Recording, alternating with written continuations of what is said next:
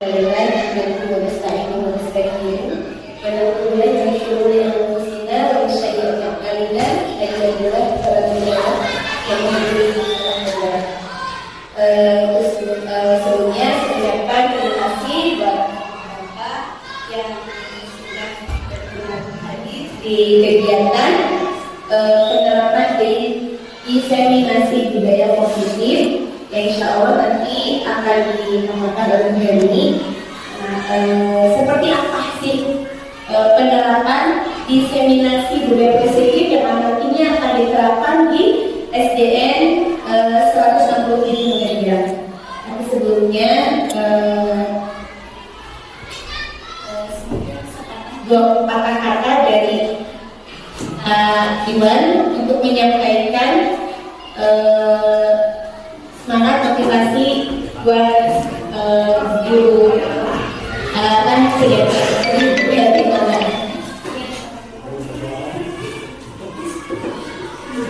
kan Assalamualaikum warahmatullahi wabarakatuh.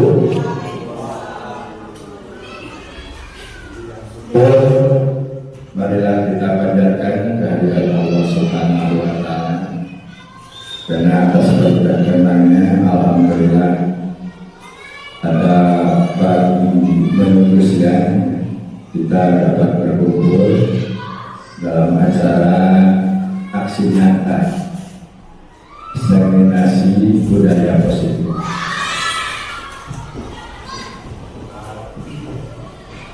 Salawat serta salam serta berlimpah curah kepada junjungan alam Bidana wa nabiyana Muhammad sallallahu alaihi wasallam, taluba kepada keluarga sahabat tabi'in dan kepada umat dan dalam melaksanakan ibadah.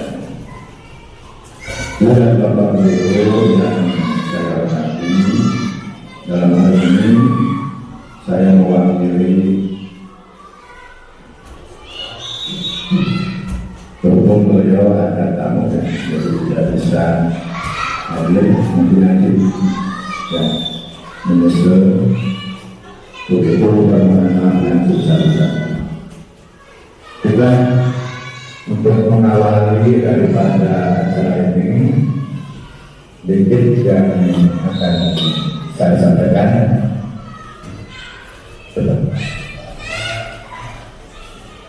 Baik, Ibu Erni, karena beliau pada akhirnya akan memaparkan tentang diseminasi daya positif. Memang dalam hal ini penting sekali, mengingat kondisi dan situasi saat ini banyak sekali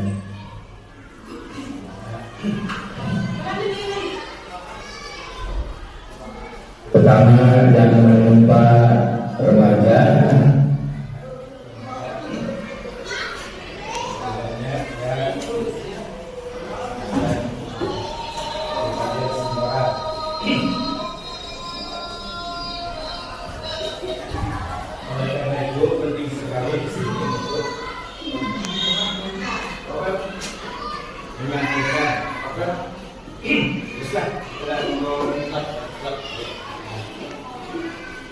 tentang diseminasi budaya positif dan sangat penting karena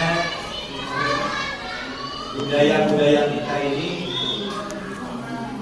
kalau kita lihat sudah begitu sangat miris ya. Kadang budaya-budaya dalam segi dalam berbagai aspek itu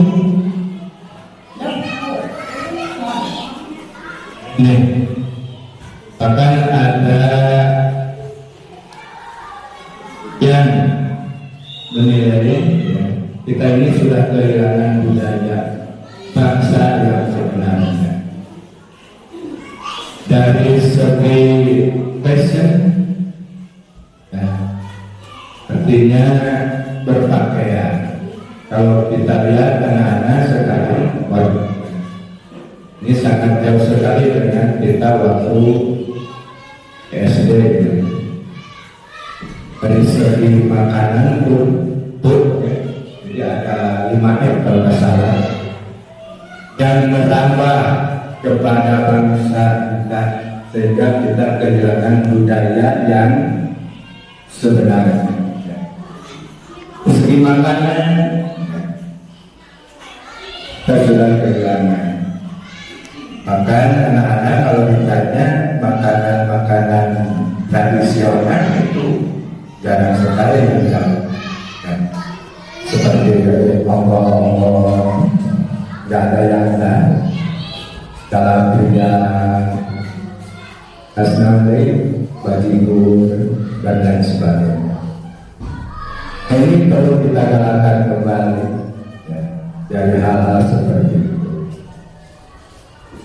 Oleh karena itu, tentunya kita sebagai pendidik, apalagi dalam segi karakter, ya, ini sangat miris sekali kita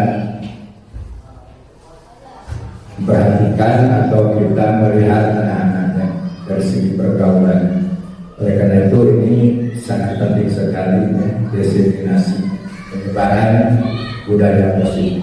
Jadi kita harus menyampaikan kepada anak untuk saja barangkali ya, untuk sebagai pembukaan daripada acara. Terima kasih atas perhatiannya. Assalamualaikum warahmatullahi wabarakatuh.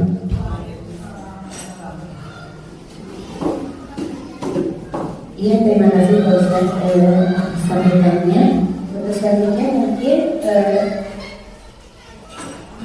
untuk mempersingkat waktu, sekarang mari kita simak, kita cermati dan kita serap apa yang disampaikan oleh Bu Herni berkaitan tentang penerapan diseminasi budaya positif di SDN 167 Magagia. Anda.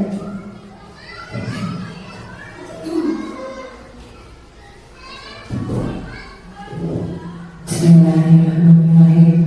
Alhamdulillahirabbil alamin.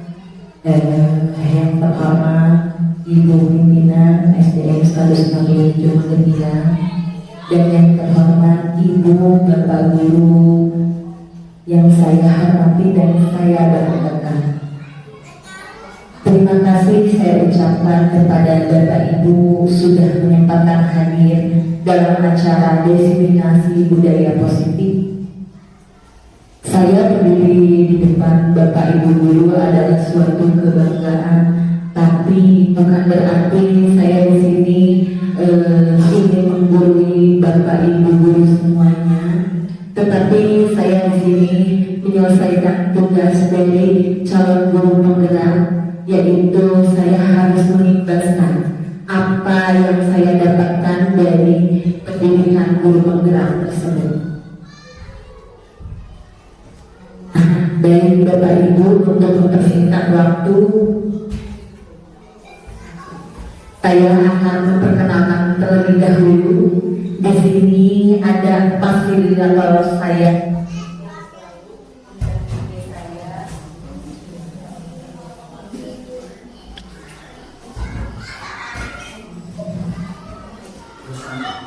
Yang selalu mendampingi saya setiap kali saya melaksanakan JUP. Dia selalu memberikan materi kesempatan kepada calon. Yang kedua ada pengajar praktik namanya Ibu Maria, dan beliau dia Bapak Ibu sudah berkenalan sama Ibu Maria. Dan yang terakhir saya sendiri calon guru penggerak. Semoga di bulan Desember saya lolos menjadi guru penggerak. Amin.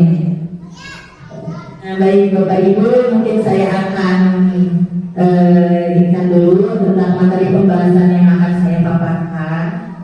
Yang pertama ada pembelajaran dengan paradigma baru, dan yang kedua ada disiplin positif, ketiga teori motivasi manusia, Yang keempat ada kebutuhan dasar manusia. Yang kelima posisi kontrol restitusi.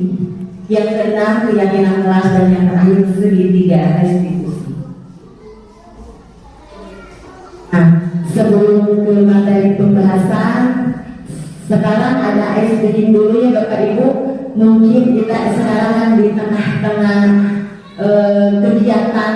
Tadi seperti Bapak-Bapak sudah melaksanakan kegiatan mempersiapkan untuk besok perlombaan memperingati 17 Agustus, mungkin sudah sedikit jalan. Nah, dari Bapak Ibu, karena temanya hari ini tentang budaya positif, supaya ini Maya, supaya auranya positif kita semua, maka kita harus tersenyum. Baik, untuk Bapak Ibu dipersilakan untuk berdiri.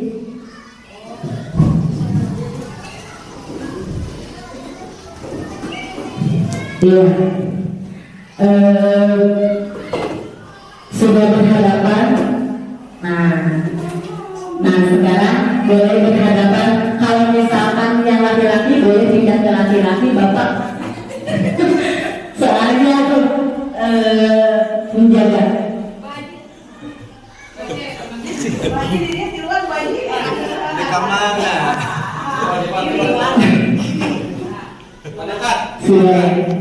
Nah, ini kita akan tersenyum lebar sampai kelihatan giginya. Nanti saya akan beri aba-aba 1, 2, 3 baru tersenyum selama 30 detik. Benar, boleh nanti diatur waktunya ya, selama 30 detik. Nah, baik. Coba sekarang tatap dulu temannya. Tidak boleh menatap yang lain, menatap teman yang ada di depan.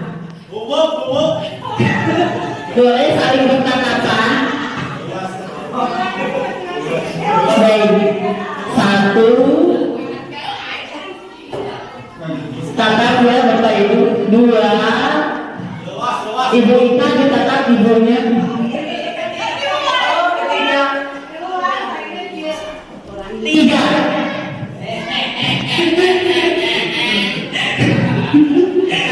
sampai kelihatan giginya. Paman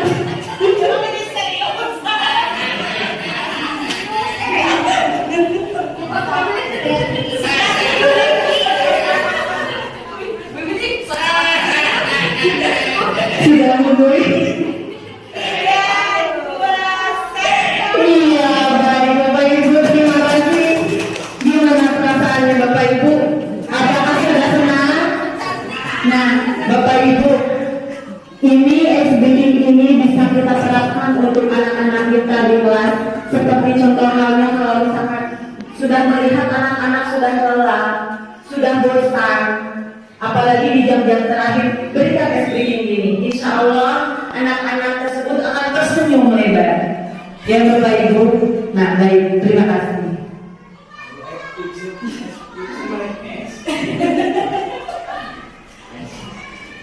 Sebelum materi, mungkin di sini ada kesepakatan forum diskriminasi ya. Di sini kesepakatannya ini dari saya, mungkin ada yang mau menambahkan untuk kesepakatan selama 60 menit ke depan. Yang pertama ada menghargai siapapun, yang artinya di sini menghargai pendapat orang lain atau yang berbicara. Yang kedua, menjadi pendengar yang baik. Yang ketiga, dan alhamdulillah di sini sudah berpakaian rapi dan sopan. Yang keempat, izin hendak keluar ruangan. Yang terakhir, boleh makan dan boleh minum dengan tenang. Boleh ada yang mau menambahkan untuk kesepakatan kita hari ini? Apa?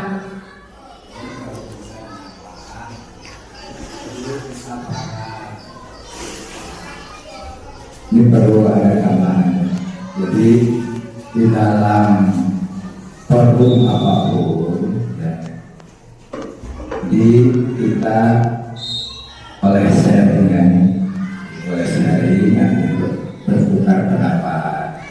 Kemudian hati kita harus terbuka, karena kalau tertutup tidak akan menerima apapun yang disampaikan. Ya. Kemudian tidak boleh sukudon, belum apa-apa, paling itu dari biasanya seperti itu. Sakit berbahaya. Turun Pak Ustadz, ya betul sekali ya. Itu kunci utama. Jadi kita bersihkan dulu hati, ya Pak Ustadz, bersihkan dulu hati. Dan insya Allah kalau hati kita sudah bersih, apa yang kita dengarkan, apalagi dengan hal-hal positif, insya Allah akan tertanam dalam diri kita. Nah baik, mungkin sekarang ke materi pembahasan. Di sini ada pembelajaran dengan paradigma baru. Apa sih Bapak Ibu Guru pembelajaran dengan paradigma baru? Di sini pembelajaran paradigma baru merupakan pembelajaran yang dirancang berdasarkan prinsip pembelajaran berdiferensiasi. Mungkin kata diferensiasi mungkin sudah tidak asing lagi ya untuk kita sebagai pendidik, sehingga peserta didik belajar sesuai dengan kebutuhannya berdasarkan tahap perkembangannya. Yang di sini mewujudkan profil belajar Pancasila, dan kita sebagai pendidik harapannya mungkin untuk supaya peserta didik kita menguasai tertanam ke-6 dimensi profil belajar Pancasila. Masih ingat Bapak Ibu dengan 6 dimensi profil belajar Pancasila? Siapa yang mau menyebutkan?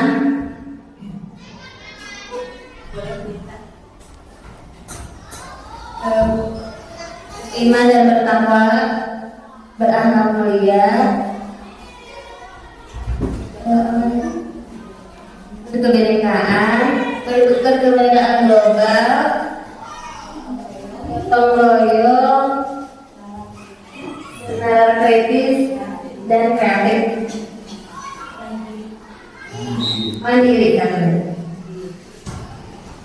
Ya betul sekali ya Ibu Minta, terima kasih atas partisipasinya, pendapatnya. Betul sekali, kita sebagai pendidik yang diharapkan dalam diri anak didik kita tertanam ke-6 dimensi tersebut. Yang pertama beriman, bertakwa dan berakhlak mulia. Yang kedua berkebinekaan global. Yang ketiga gotong royong. Yang keempat adalah kreatif. Yang kelima adalah benar kritis, dan yang terakhir adalah mandiri. Mungkin dengan itu kita bisa mewujudkan apa yang sudah kita bahas sebelumnya. Kita menciptakan lingkungan belajar yang mencerminkan profil belajar Pancasila. Nah, sekarang disiplin positif. Mungkin Bapak Ibu sudah tahu lebih dulu ya, disiplin positif itu apa ya menurut Bapak Ibu? Ada yang mau? Boleh Pak. Yang dimaksud dengan disiplin positif menurut saya yaitu melaksanakan segala aturan yang sudah disepakati bersama, ya, baik oleh guru maupun peserta didik. Jadi disiplin positif itu betul-betul harus dilaksanakan, tidak sekedar diucapkan, tapi perlu ada pelaksanaannya secara langsung. Mungkin itu yang menurut saya. Terima kasih Pak Ahmad. Mungkin ada lagi yang mau menambahkan untuk makna disiplin positif? Mungkin disiplin positif di sini adalah memberikan aturan atau aturan yang tidak membiasakan tidak menghukum ke anak, tidak memberikan hukuman bila anak tetapi melalui pendekatan-pendekatan yang dapat menimbulkan sesuatu yang positif. Ya, terima kasih untuk Pak Arman dan Bu Ika. Memang betul sekali, untuk disiplin positif itu adalah menciptakan nilai-nilai kebajikan ya, untuk terwujudnya keyakinan yang nanti terbentuknya karakter yang positif untuk anak didik kita. Jadi sekolah kita alhamdulillah ya Bapak Ibu, seperti pembiasaan sudah kita lakukan dari Senin sampai Jumat. Contohnya seperti pembiasaan Jumat rohani ya Bapak Ibu. Nah, itu adalah pembiasaan untuk pembentukan karakter anak didik kita supaya mempunyai sikap budi luhur yang tinggi. Seperti itu Bapak Ibu. Nah, disiplin positif menurut di sini adalah cara menerapkan sikap disiplin yang bertujuan untuk menumbuhkan kesadaran serta memberdayakan anak mandiri, melakukan tanpa iming-iming hukuman, sodokan, ancaman maupun hadiah. Jadi dalam artian di sini anak itu mempunyai motivasi ya dorongan eksternal ataupun internal. Ya seperti itu. Kalau anak melakukan sesuatu atas dasar dia takut, nah itu adalah eksternal. Kalau misalkan dia melakukan dengan sadar sendiri, itu adalah internal Bapak Ibu. Yang di sini disiplin muncul dari motivasi internal yang kuat dari dalam dirinya. Ya, jadi anak tersebut melakukan dengan sepenuh hati. Seperti contoh halnya, narasi sekolah. Ya, tidak ada yang menyuruh, tapi anak sudah berangkat ke sekolah. Tujuannya dia ingin belajar. Nah, seperti itu. Terus menggali potensi diri menuju sebuah tujuan termakna, mengontrol diri, menguasai diri untuk memilih tindakan sesuai nilai-nilai kebajikan universal. Dan yang terakhir, nilai kebajikan universal kita misalkan P5 yang tadi seperti yang sudah disebutkan sama teman-teman, ke-6 dimensi profil belajar Pancasila. Untuk selanjutnya di sini ada teori motivasi manusia. Menurut Dian Gosling, ada 3 alasan motivasi manusia dalam melakukan sesuatu. Motivasi itu ada 2 ya Bapak Ibu. Ada motivasi atas dorongan dirinya sendiri, ada motivasi atas dukungan dorongan dari pihak luar. Seperti itu. Di sini ada contohnya menghindari ketidaknyamanan. Anak itu melakukan motivasi, melakukan sesuatu, melakukan pembiasaan karena takut. Ya, karena ada hukuman yang sudah diterapkan misalkan. Yang kedua itu termasuk yang menghindari ketidaknyamanan, termasuk ke dalam motivasi eksternal atau internal Bapak. Tuh. Yang menghindari ketidaknyamanan itu atau hukuman itu termasuk ke dalam motivasi internal. Ya, karena anak tidak istilahnya tidak berangkat dari dirinya sendiri. Jadi anak terpaksa, dia melakukan seperti itu terpaksa. Iya, karena takut dihukum seperti hari Senin.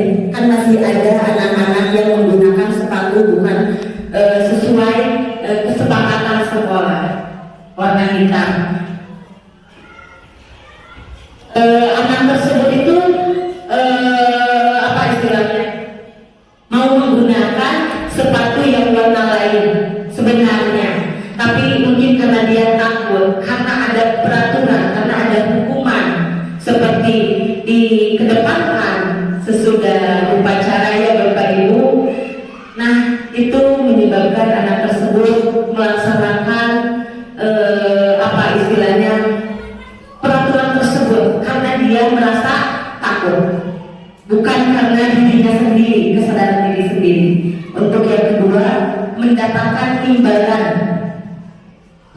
ya, mendapatkan imbalan atau penghargaan dari orang lain. Biasanya anak seperti itu, dia mau melakukan sesuatu, itu juga sama, dia itu motivasi eksternal. Dan yang terakhir, menjadi orang yang diinginkan dan menghargai diri sendiri dengan nilai-nilai yang dia percaya. Nah, itu baru motivasi internal Bapak dan Ibu. Kesimpulan dari teori manusia ini, teori motivasi ini, berdasarkan ketiga alasan tersebut, tindakan pendisiplinan dengan melakukan hukuman atau memberikan imbalan bisa disebut motivasi eksternal. Ya, yang tadi dua itu adalah motivasi eksternal. Barangkali dengan hukuman dan imbalan, siswa memang menjadi patuh, memang ya menjadi patuh, tapi tidak akan kekal. Hanya sementara saja. Tapi kepatuhan itu hanya sementara dan kedisiplinan yang diterapkan tidak akan mengubah karakter siswa menjadi lebih kuat. Jadi dia istilahnya jadi kucing-kucingan gitu Bapak Ibu guru ya. Sekarang melakukan, tapi dalam hatinya terpaksa.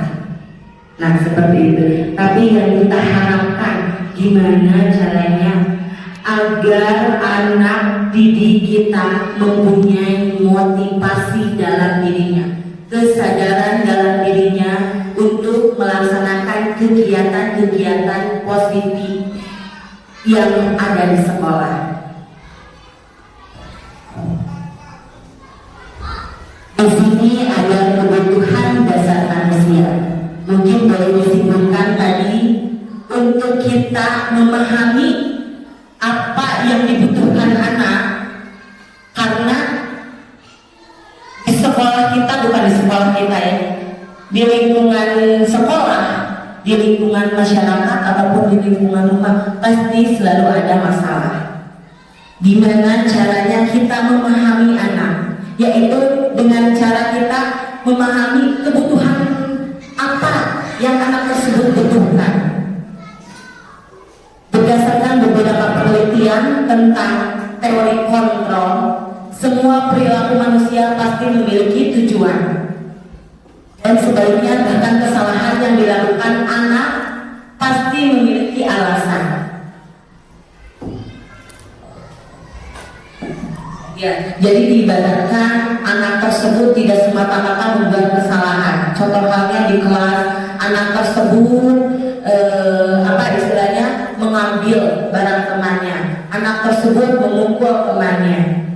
Nah, kita misalkan menjudge, kamu kenapa kamu seperti itu?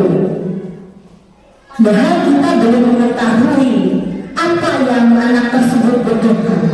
Nah, mungkin di sini kita akan melihat apa saja sih yang dibutuhkan anak. Di sini ada 5 kebutuhan dasar manusia. Yang pertama adalah kebutuhan bertahan hidup. Ya, di sini contohnya berkaitan dengan fisik. Mungkin di sini Bapak Ibu, apa yang dibutuhkan Bapak Ibu? Kebutuhan dasar apa yang dibutuhkan?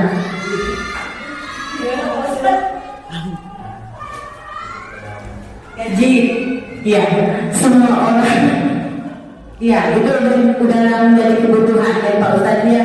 Semua orang pasti membutuhkan seperti itu. Kebutuhan bertahan hidup, gaji, mungkin uang untuk bertahan ya Pak Ustadz ya. Betul sekali. Terus tempat tinggal, seperti makan, minum, itu adalah kebutuhan bertahan hidup. Yang kedua adalah kebutuhan cinta dan kasih sayang atau rasa yang diterima. Nah, tadi anak kita sering menemukan, Pak Ustadz, kita sering menemukan kan ya di kelas, ada anak yang cari perhatian. Itu tidak Pak Ustadz? Mainnya musik. Sebenarnya itu anak membutuhkan terima. Jadi kitanya yang harus peka. Kitanya yang harus peka terhadap anak tersebut. Misal contohnya kita jadikan dia sebagai ketua kelas. Yang tadinya dia usil ibu ya, yang tadinya dia usil mengganggu temannya, terus bersikap seenaknya, dia itu sedang mencari perhatian, butuh kasih sayang. Ini ada saya nih, ada saya ini di kelas. Dia pengen diperhatikan, terutama sama gurunya. Yang ketiga ada kebutuhan penguasaan. Banyak sekali anak yang ngerasa ini saya bisa, pengen menonjol. Nah seperti itu. Kebutuhan kebebasan. Ada anak yang tidur, males belajar di kelas, pengennya bermain, malah lari-lari. Nah itu yang dibutuhkan anak tersebut adalah kebebasan. Dimana kita sebagai pendidik, cara supaya kebebasan tersebut didapatkan oleh anak tersebut, yaitu kita harus mengemas pembelajaran dengan yang menyenangkan. Dan yang terakhir kebutuhan kesenangan.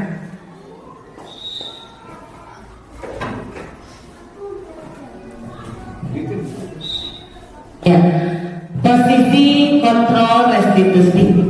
Selanjutnya, menurut Dian Gosen pada tahun 1998 mengemukakan bahwa guru perlu meninjau kembali penerapan disiplin di dalam ruang kelas mereka selama ini. Apakah sudah efektif? Apakah sudah berpusat pada murid? Bagaimana dan mengapa? Berdasarkan teori motivasi tadi, ya, yang sudah kita bahas, motivasi eksternal dan motivasi internal. Penerapan disiplin di sekolah harus dilakukan dengan alasan yang ketiga, yaitu tadi yang motivasi internal yang tertanam dalam dirinya. Jadi anak tersebut sudah sadar, siswa melakukan kebaikan sesuai dengan keyakinan kelas atau nilai-nilai yang sudah tertanam dalam dirinya. Motivasi internal lebih berjangka lama, ya, beda sama motivasi eksternal. Dia akan patuh hanya sementara karena dia takut akan hukuman, ataupun dia karena melakukan sesuatu karena ada imbalan. Next.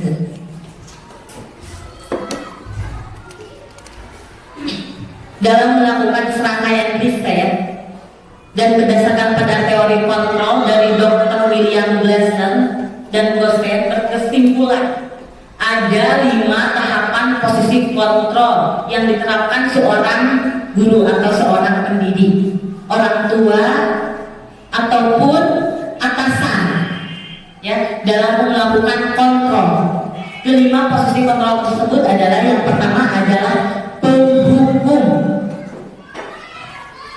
yang kedua ada pembuat rasa bersalah, yang ketiga ada teman, yang keempat ada pemantau, dan yang terakhir ada manajer. Subhanallah ya Bapak Ibu, ini mah pengalaman saya sebelum saya mengikuti CGP, sebelum saya membaca teori-teori tentang ini. Astagfirullah, saya sudah melakukan di posisi mana nih Bapak Ibu guru? Kita sebagai guru, kita sebagai pendidik, apakah kita sudah memposisikan di mana Bapak Ibu guru? Sekarang kita akan bahas mulai dari penghukum, pembuat rasa bersalah, teman, pemantau ataupun manajer. Kita akan merenungi yang sudah pernah kita lakukan ke belakang. Iya ya, kita itu guru seperti apa ya? Di sini ada posisi kontrol yang dilakukan pendidik, posisi kontrol hukuman. Seorang maupun verbal. Ya, orang-orang yang menjalankan posisi penghukum senantiasa mengatakan bahwa sekolah memerlukan sistem atau alat yang dapat lebih menekan murid-murid lebih dalam lagi.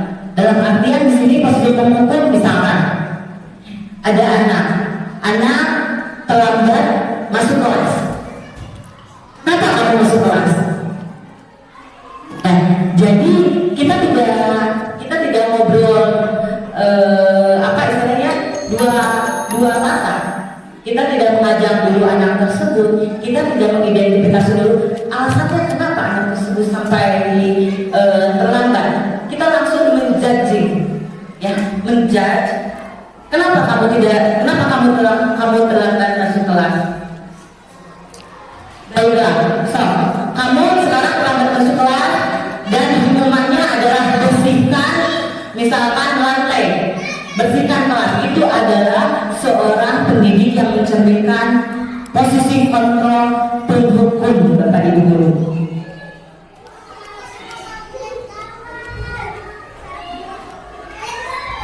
Sekarang posisi kontrol pembuat rasa bersalah. Di sini ada yang pernah melakukan sampai anak merasa bersalah?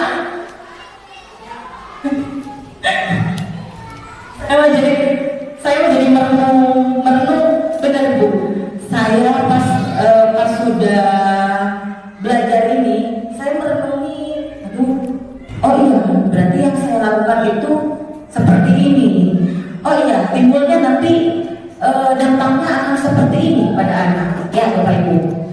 Pada posisi ini biasanya seorang pendidik akan berusaha lebih lembut dari penghukum.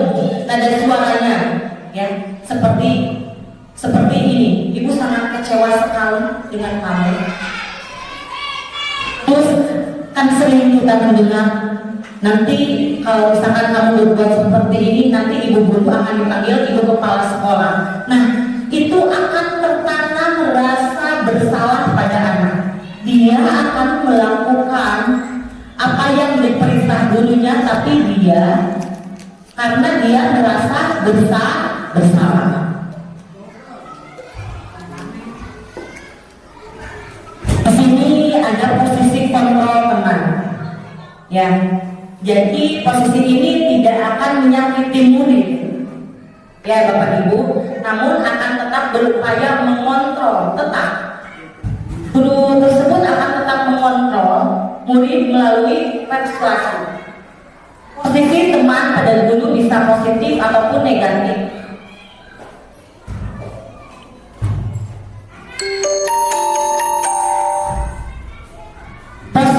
Positif di sini berupa hubungan baik yang terjalin antara guru dan murid. Guru di posisi teman menggunakan hubungan baik dan selalu humor, ya Bapak Ibu guru, untuk mempengaruhi seseorang. Mereka akan berkata, ayo jangan begitulah, ya, jangan begitulah, kasihan aja sama ibu, bantulah ibu. Atau kita pernah nggak mengucapkan seperti ini, ya sudah, kali ini tidak apa-apa, nanti ibu bantu. Nah, itu adalah posisi kontrol yang diterapkan sama pendidik. Ya, jadi anak tersebut itu akan menjadi temannya si guru tersebut, si pendidik tersebut. Ya, jadi dia akan mendengarkan segala sesuatu dari guru tersebut karena dia sudah percaya pada teman tersebut. Tapi ketika guru tersebut dia tidak membantu anak di kemudian hari, si anak tersebut akan kecewa, akan merasa kecewa. Nah, berarti ibu guru yang selama ini saya anggap teman ternyata seperti itu. Jadi tertanam rasa kekecewaan dalam diri anak. Nah, seperti itu ya Bapak Ibu guru untuk posisi kontrol teman.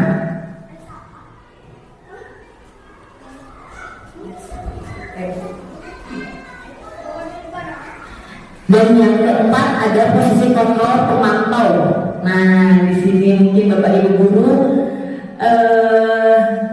kita sering pemantauan terhadap anak, ya, mulai dari cara berseragam, sering kita lihat anak apakah sudah mengikuti aturan apa tidak. Tapi gimana kita cara mengkomunikasikannya kepada anak tersebut? Memantau berarti mengawasi ya Bapak Ibu Guru. Pada saat kita mengawasi berarti kita bertanggung jawab atas perilaku orang yang kita awasi. Posisi pemantau berdasarkan pada peraturan-peraturan atau konsekuensi peraturan yang sudah dibuat di sekolah misalnya atau di kelas. Jadi kita memantau anak tersebut, terus nanti kita memanggil anak tersebut. Itu adalah posisi kontrol sebagai pemantau. Ya next, boleh. Nah, contoh pertanyaannya yang dilontarkan sama guru yang memiliki posisi kontrol pemantau yang pertama, peraturannya apa? Misalkan anak tersebut sedikit datang, dia datang terlambat ke kelas, kita langsung tegas. Kenapa kamu? Kamu tahu peraturannya harus masuk jam berapa? Itu kan yang sering kita lontarkan kepada anak ya Bapak Ibu Guru. Nah itu adalah posisi kita ada di posisi pemantau Bapak Ibu Guru. Pada saat kita mengucapkan itu, kita berada di posisi tersebut.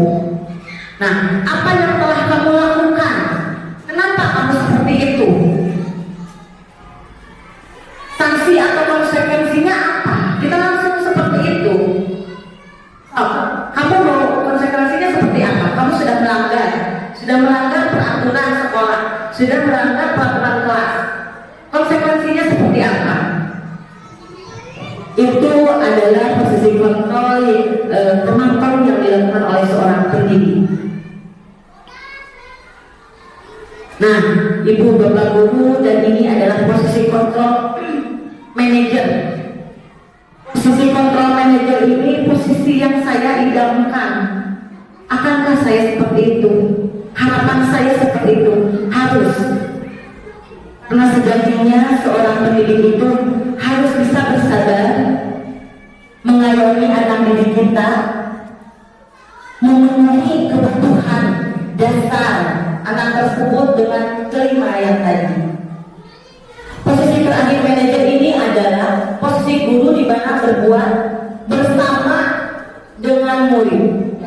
Jadi posisinya di sini Bapak Ibu Guru, misalkan ada kasus seperti tadi, ya, anak tersebut datang ke sekolah terlambat. Nah, posisi manajer tidak langsung menjudge, kenapa kamu terlambat? Sanksinya apa? Tidak seperti itu. Biarkan dulu anak masuk tersebut masuk belajar. Nanti ada sesi istirahat, kita panggil, kita bicara baik-baik kepada anak tersebut, tidak di hadapan orang lain. Ya Bapak Ibu Guru, anak tersebut kita tanya, nah, kenapa? Tahu nggak kamu kenapa sama ibu dipanggil ke sini? Tahu nggak? Misalkan anak tersebut belum tahu, Bu. Iya, baik. Ibu mengambil ke sini bukan apa-apa. Tadi kamu terlambat karena iya Bu. Nah, kamu terlambat. Nah, itu menurut kamu perbuatan baik apa perbuatan salah? Si anak tersebut akan menjawab, itu perbuatan salah Ibu. Nah, itu dalam dirinya dia sudah mengakui itu adalah perbuatan salah. Iya, baik. Semua manusia pasti pernah melakukan salah. Nah, kita memvalidasi tindakan yang salah dulu Bapak Ibu Guru. Ya, memberikan penguatan kepada anak. Bukan hanya kamu saja yang pernah salah, termasuk ibu guru, termasuk teman-teman pernah mempunyai kesalahan. Ya, jadi anak tersebut merasa dia diterima. Oh iya, berarti bukan aku aja loh yang salah. Ya, ada ibu guru, teman-teman pernah melakukan kesalahan. Anak tersebut akan bodor, dikuatkan lagi sama ibu gurunya. Oh, ada teman nih. Nah, sesudah itu apa yang kamu lakukan tadi nak sehingga kamu terlambat? Kita tanyakan alasan dulu, ibu bapak guru. Alasannya kenapa nak sampai terlambat? Dia akan bercerita, kita dengarkan saja, kita hanya seorang pendengar. Ya ibu, saya telat karena saya bangunnya terlambat.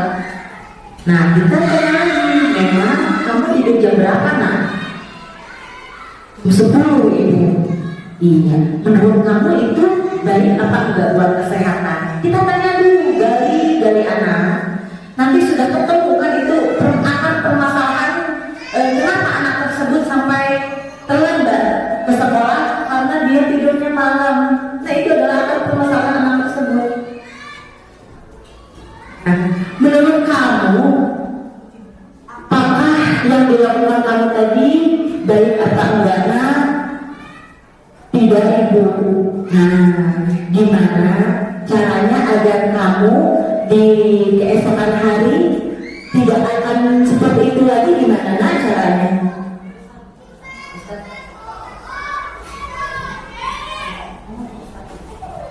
Nah, jadi kita menanyakan ya Bapak Ibu guru,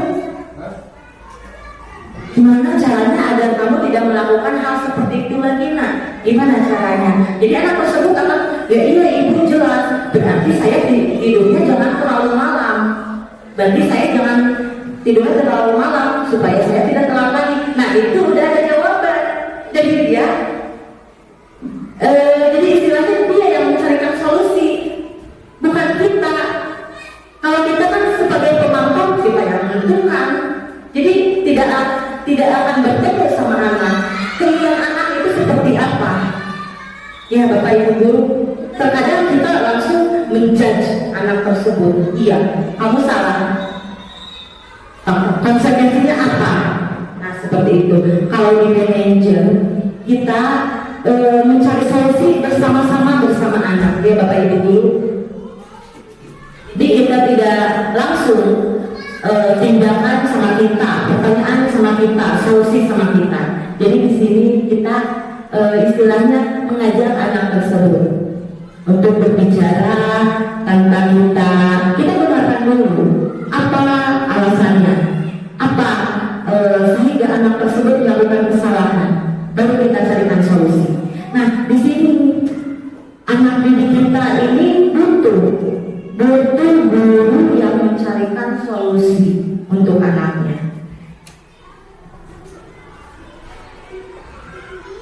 Contohnya seperti tadi ya Bapak Ibu ini. Nah, apakah yang kita yakini?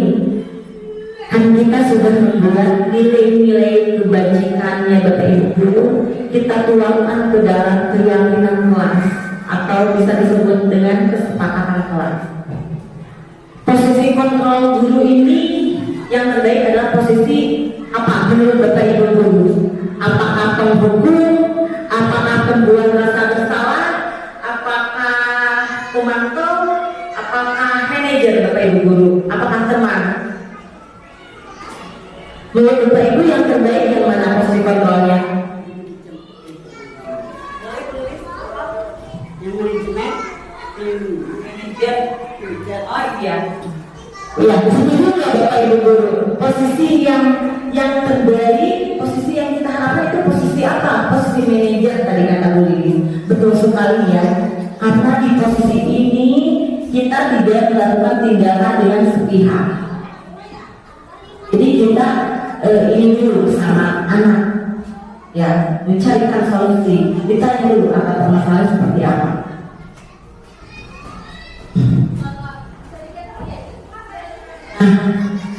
Sudah kelihatan dari tadi mungkin lalanya Bapak Ibu guru, kita meeting dulu. Boleh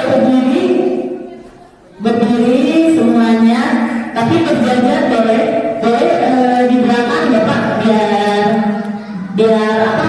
Biar bisa berderet semuanya, di belakang Bapak. Berjajar, bikin satu saf.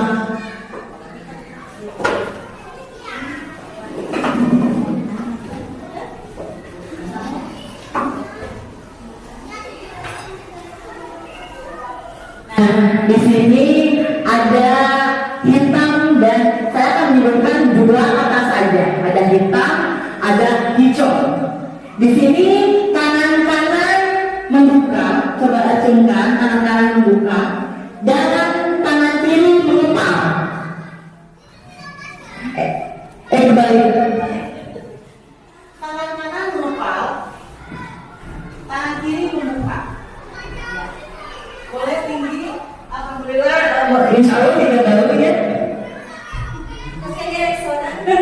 Nah, sekarang nanti video apa dari saya. Kalau saya hitam, ya. Kalau yang hitam itu berarti memukul teman sebelahnya, tapi ke bagian yang tangan yang dibuka, ya. Kalau hijau, hitam hijau, berarti posisinya seperti ini. Pak Amin hitam, Belintan hijau, Bujang hitam, Pak Elvin hijau, hitam hijau, hitam hijau, ya. Berarti berlawanan berduaan, ya. Berarti saling pukulnya itu. Kalau posisi berarti hitam. Kalau saya bilang hitam berarti Pak Amin yang memukul Belintan. Belintan harus menghindari pukulan dari Pak Amin. Apakah kena atau tidak, ya. Jadi misalkan contoh dari Pak Amin pukul ke tangan Belintan yang itu yang membuka, ya. Nah, menghindar. Apakah kita mau dipukul apa sama Pak Amin atau tidak, ya. Baik. Sekarang saya pergi ke pasar. Nanti kalau saya sebutkan warna hitam hijau, baru reaksi. Saya pergi ke pasar bersama ibu dan adik saya. Saya berbelanja baju berwarna hijau. Di sini ibu betul-betul memerlukan fokus, ya. Tadi kan sudah dibagi mana hitam, mana hijau. Berarti kalau yang hijau, kalau yang saya sebutkan berarti harus memukul. Yang saya sebutkan harus menghindar. Saya tidak mau loh saya dipukul. Iya. Pokoknya yang disebutkan sama saya itu yang memukul. Kalau yang disebutkan berarti menghindar. Mohon belajar. Karena itu yang berguna ke tangan yang dibuka. Ya, sebutkan ke lagi. Boleh. Nah, sesampainya di pasar, saya menemukan baju. Bajunya sangat banyak sekali. Ada berwarna hitam.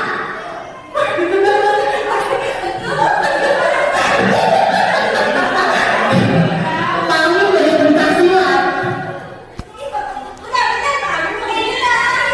Iya.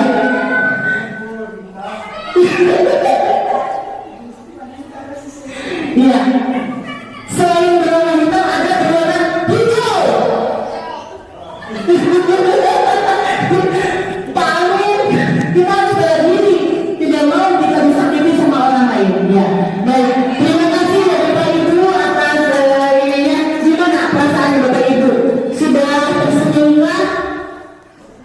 Semoga aura positif selalu tertanam dari diri kita. Kalau kita sudah senyum, insya Allah ya Bapak Ibu guru, kita akan senantiasa juga senang memberikan kembali pada anak.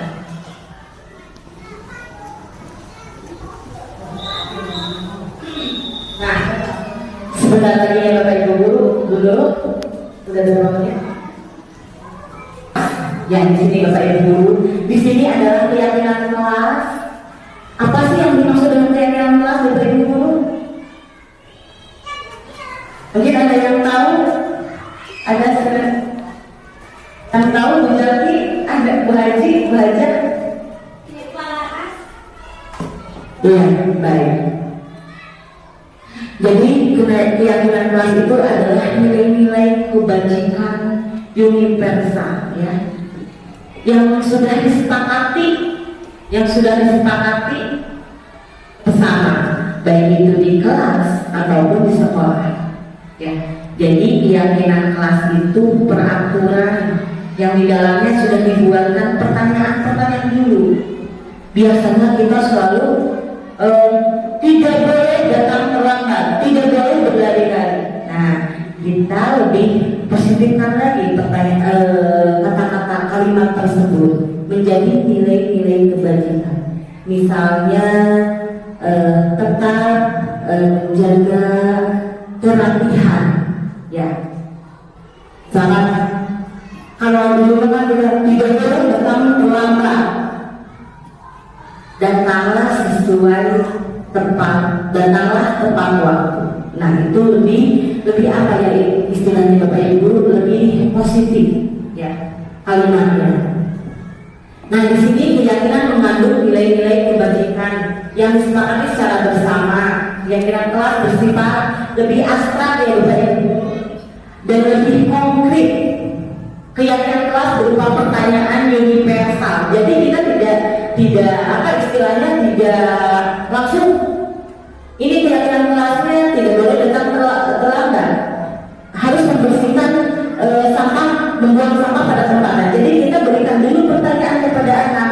Nah, agar pembelajaran kita nyaman, gimana sih? Harus seperti apa kelasnya? Nah, itu kan ada sebuah pertanyaan. Anak tersebut akan merespon, iya Bu, berarti kelasnya harus bersih. Gimana caranya supaya kelasnya bersih? Itu udah menjadi sebuah keyakinan kelas Bapak Ibu guru. Jangan buang sampah sembarangan, atau buanglah sampah pada tempatnya. Itu memunculkan pertanyaan-pertanyaan yang positif untuk anak didik kita. Mungkin Bapak Ibu seperti itu ya. Untuk prosedur pembuatan keyakinan kelas atau keyakinan sekolah, di sini ada tahapannya. Yang pertama, mempersilahkan warga sekolah ataupun murid di kelas untuk bercurah pendapat. Ya, bercurah pendapat dalam artinya di sini kita menyusun, tadi bersepakat, tidak sepihak kita membuat keyakinan kelas. Yang kedua, mencatat semua masukan. Jadi misalnya nanti ibu seperti ini, ibu seperti ini, kita catat aja, hargai apa yang dilontarkan sama anak tersebut, keinginan anak tersebut. Ketiga, menyusun keyakinan kelas sesuai prosedur pembentukan keyakinan kelas ataupun sekolah. Gantilah kalimat dalam bentuk bentuk negatif menjadi positif. Seperti tadi ya Bapak Ibu guru, contoh kalimatnya, kalimat negatifnya tidak boleh datang terlambat. Itu adalah kalimat negatif, dan kalimat positifnya datanglah tepat waktu. Jadi lebih apa ya istilahnya? Ya, lebih halus ya, lebih mudah diterima. Dan membuat keyakinan kelas juga tidak usah banyak-banyak Pak Ibu dulu, agar mudah dipahami sama anak, agar mudah diingat sama anak. Buatlah keyakinan kelas terperinci sedikit tapi bermakna, gitu ya Bapak Ibu guru.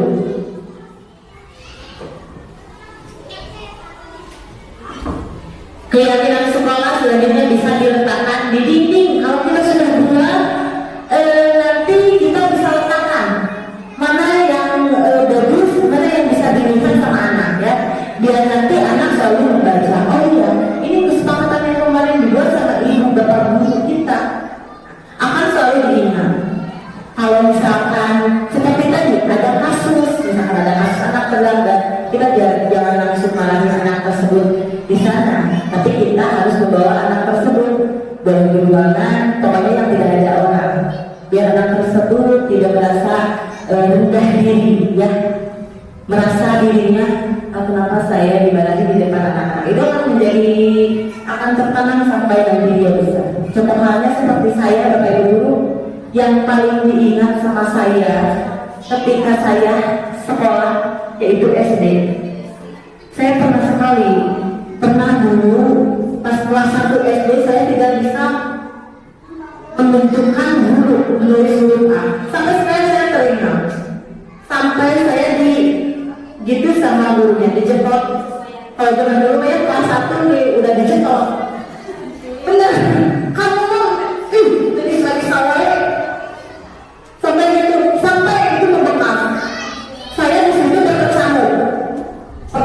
malu, kecewa sama guru tersebut. Namanya saya masih ingat.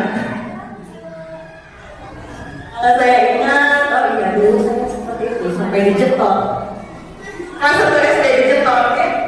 Boleh kita meninggalkan bekas pada anak, tapi berikanlah bekas memori yang baik, karena sejatinya anak tidak akan apa istilahnya melupakan atau lupa akan kejadian yang pernah dia alami, apalagi kejadiannya hal negatif, ya, tertanam sampai sekarang. Nah, ini adalah rekomendasi saya ketika saya membuat keyakinan kelas, ya Bapak Ibu Guru. Ini disepakati sama anak, ini yang diinginkan anak-anak tersebut. Saya tempelkan dulu, nanti kalau sudah disepakati saya tinjau ulang. Sesudah itu nanti saya akan kemas kembali, baru saya akan tempelkan di posisi yang paling mudah dilihat sama anak.